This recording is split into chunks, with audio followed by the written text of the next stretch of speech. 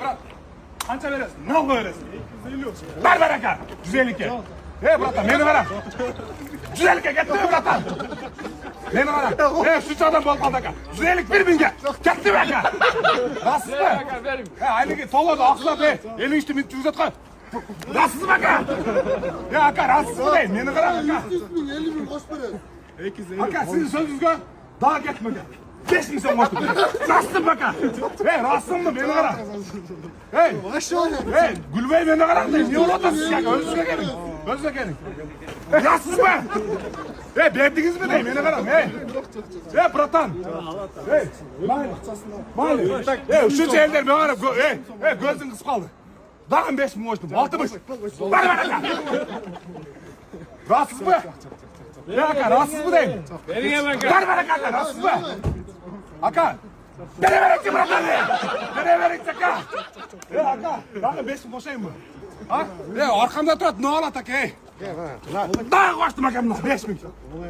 165 ming bo'ldi. Aslında bir çelik tapsam ben o zaman verince erkekçi tap tap. Bratan, o'lib ketsin. Dag'in 5 ming qo'shdim. Jettimizga berdingmi?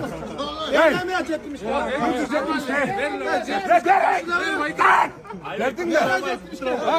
Aynen. Jettimizga. To'xta. Qanchaga? 250 lira. Ritak Renak'tan 100 bin yazdan. Men qara. Avtomat mı? 250 mekanika. 300 versene 50 bin koş ver.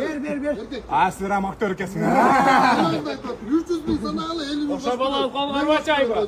O'sha bola egasi o'xshaydi. 300 ming bo'lsa 350 olasan o. 300 bin son olsa 50 bin son ben koş veririm karasınızdan. Maksiga qo'shib berayotgan 50 ming. Ha. 300 bin ben bile maaşı 50 bin koş veririm ben. Men o'qigan maktabda 1-klassda o'qigan ekan-da bu. Aka. Mayli. Berdingizmi? Aka. Beres yo'qmi aka? Aka, beresmi? Aka, beresmi? Beresmi deyim aka. Aka, beresmi de otam aka. Aka da otam aka.